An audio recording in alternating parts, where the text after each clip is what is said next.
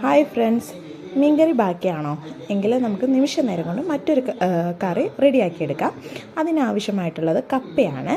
കപ്പ ഞാനൊരു ചെറിയ കപ്പയാണ് എടുത്തേക്കുന്നത്. കപ്പ ഞാൻ നന്നായിട്ട് വെട്ടി ക്ലീൻ ചെയ്യുകയാണ്. കപ്പ ക്ലീൻ ചെയ്യുമ്പോൾ എപ്പോഴും നമ്മൾ കപ്പയോട് ചേർന്ന് എടുക്കുന്ന സ്കിന്നും നന്നായിട്ട് കളയാനായിട്ട് ശ്രദ്ധിക്കണം.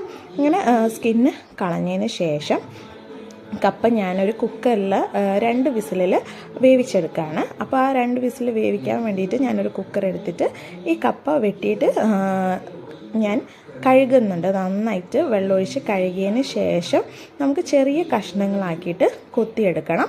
അതിന് ഞാൻ ആ കുക്കറിൽ തന്നെയാണ് കൊത്തിയിടുന്നത്. എന്നിട്ട് നമ്മൾ കൊത്തിയിട്ട് ആവശ്യമുള്ള വെള്ളം ഒഴിച്ചതിന് ശേഷം അടച്ച് വെച്ച് ഞാൻ 2 വിസിൽ വരുന്നത് വരെ വേവിച്ചെടുക്കുന്നുണ്ട്.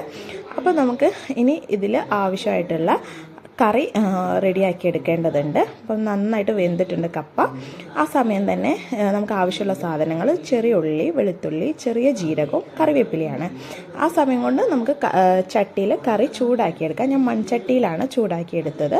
നന്നായിട്ട് തിളച്ചതിന് ശേഷം ഈ ഒരു മിക്സ്, അതായത് കൊച്ചുള്ളിയും വെളുത്തുള്ളിയും ചെറിയ ജീരകമാണ് കേട്ടോ, നല്ല ജീരകവും കറിവേപ്പിലയും ചതച്ചെടുത്തിട്ട് ഞാൻ ഈ ഒരു കറിയിലിട്ട് നന്നായിട്ട് മിക്സ് ചെയ്യുന്നുണ്ട്. എന്നിട്ട് അതൊന്ന് തിളച്ചതിന് ശേഷം കപ്പയുടെ വെള്ളം ഒഴിവാക്കിയിട്ട് കപ്പ മാത്രം ഞാൻ അതിലേക്ക് കോരി മാറ്റുന്നുണ്ട്. കറിയിലേക്കാണ് ഞാൻ ഡയറക്റ്റ് കോരിയിടുന്നത്. ഇനി കറി നിങ്ങൾക്കൊരു പുഴുക്ക് രൂപത്തിലൊക്കെയാണ് വേണ്ടതെങ്കിൽ ഈ സമയം കുക്കറിൽ നിന്ന് വെള്ളം ഒഴിവാക്കിയിട്ട് നിങ്ങൾക്ക് കുക്കറിലിട്ട് കപ്പ നന്നായിട്ടൊന്ന് ഉടച്ചതിന് ശേഷം കറിയിലേക്ക് ചേർത്ത് കൊടുത്താൽ മതി.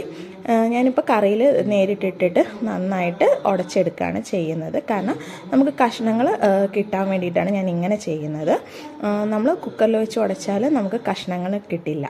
ഇനി നമുക്ക് ആവശ്യത്തിന് ഈ സമയത്ത് നമുക്ക് ആവശ്യത്തിന് ഉപ്പ് നോക്കിയിട്ട് ഉപ്പ് ഇട്ട് കൊടുത്തിട്ട് നന്നായിട്ട് മിക്സ് ചെയ്യാം.